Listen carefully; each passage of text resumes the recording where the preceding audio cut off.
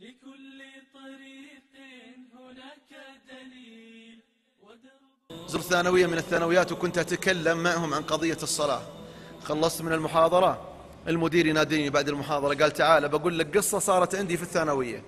قلت له آمرني تفضل. يكلمني المدير يقول لي عندي طالب في ثانية ثانوي، جاني الحصة الثانية قال عن إذنك أستاذ أمي عندها موعد في المستشفى وأبوي مسافر خارج الديرة وما في لنا اللي يوصل أمي للمستشفى.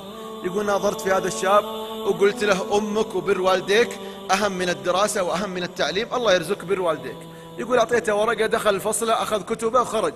يقول مدرستنا على شارع عام على طريق سريع، يقول أخرج سيارته من مواقف المدرسة على الشارع العام، تجي سيارة ثانية تصدم هذا الشاب، يخرج مضجج في دماء، حالته حرجة. يقول كتبه منثرة بجواره عن يمينه وعن شماله، جو المسعفين، وإذا هذا طالب في الثانوية التي بجوار هذا الحادث. يقول جاني بعض المسعفين على المدرسة، دخلوا علي الإدارة قالوا أحد طلابك صار عليه حادث. يقول المدير أبو علي أخذت بعض مدرسين الانتظار وخرجت علشان أشوف هذا الطالب من هو. يقول جيت أناظر هذا الطالب إلا والله عرفت الطالب. قبل دقائق كان عندي في الإدارة، قبل دقائق كان يقول أمي وموعد مستشفى وأبوي مسافر خارج الديرة. يا الله الآن هذا حاله. يقول مدير أناظر دماء، كسور من كل مكان، جراح.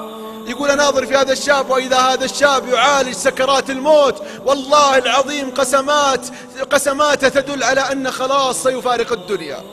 يقول المدير نزلت حطيت يدي على صدره، بديت أناديه باسمه، أقول له فلان النبي صلى الله عليه وسلم يقول من كان آخر كلامه من الدنيا لا إله إلا الله دخل الجنة.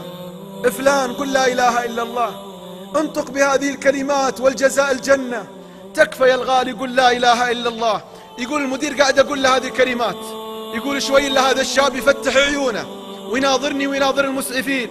والله إني تمنيت إن لسانه انقطع في الحادث وما تكلم. يقول المدير والله إني تمنيت إنه مات قبل ما أخرج من الإدارة. يقول المدير أناظر في هذا الشاب اللي عمره 17 سنة في ثانية ثانوي، يناظر يمين وشمال، سكرات الموت في كل جزء من أجزاء جسده يناظر فيه، ويقول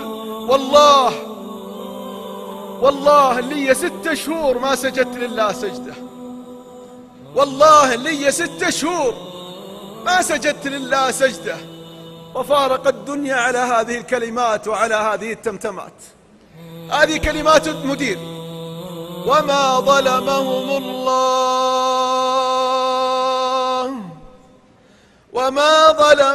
الله ولكن كانوا أنفسهم يظلمون. 6 شهور ما سجد لله سجدة. إيش قدم على صلاته؟ إيش قدم على عبادته وطاعته؟ أدري يا أخي الغالي أختي المباركة أن صلاة الفجر اليوم فيها مشقة علينا. 5 إلا ربع تقوم تصلي وتروح لمدرستك ولا دوامك الساعة 6:30 في وقت. والله ما جعل الله صلاة الفجر في هذا الوقت عشان يعذبنا ولا علشان يشقينا ولا علشان يتعبنا. والله ما جعل الله صلاة العصر في هذا الوقت عشان ننهزم للمخدة والفراش وننام على صلاة العصر ولا نقوم إلا مع المغرب.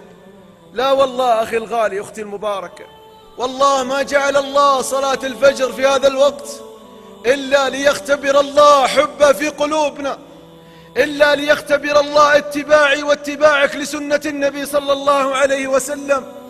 اللي يحب الله والله إنه يقوم ويضحي، ويا الله والله إنك أعظم في حياتي من مخدة وفراش تهزمني كل يوم عن صفوف المصلين في صلاة الفجر.